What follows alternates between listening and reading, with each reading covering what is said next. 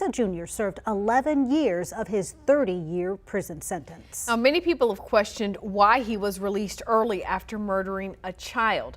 KVUE's Bob Buckaloo looks back at the plea deal and the state law that led to his early release in the tragic death of Kendra Page.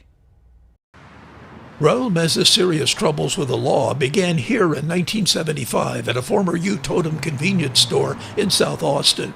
During a robbery, Meza shot the store clerk, Derly Ramirez. He knelt me down, took a few steps back, coldly took aim at my back and shot me. Meza was sentenced to 20 years in prison, but was released after serving only 4 years. While still on parole, Meza assaulted and murdered 8-year-old Kendra Page. He ambushed her as she rode her bicycle on an elementary school playground.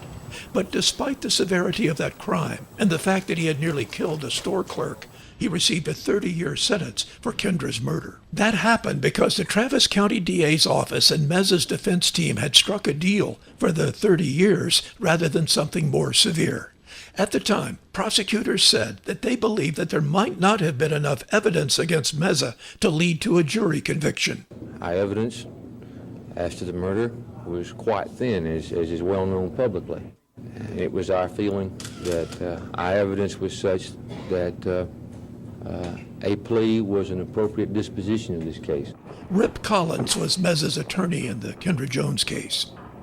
One of the realistic alternatives that we had to consider was the fact that we could be shortly defending this boy in a capital murder case, so that was the reason for the plea bargain agreement. Which means he could have faced the death penalty as opposed to what you got for him in court, which was 30 years. That's exactly right. And even though the 30-year sentence would have put him away for a long time, Meza was freed after serving just under 12 years. That's because he was sentenced under an old law that requires release when time served and good time credit equaled the original sentence. That loophole no longer exists.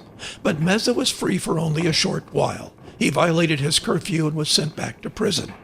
After his release in 2002, he was confined to a sort of halfway house at the Del Valley Jail, where officials monitored his every move. In 2016, Meza was no longer in custody. He was finally free from Del Valley, and it's those years after he got that freedom that has investigators looking into the crimes that he has committed since then. Bob Buckaloo, KVUE News.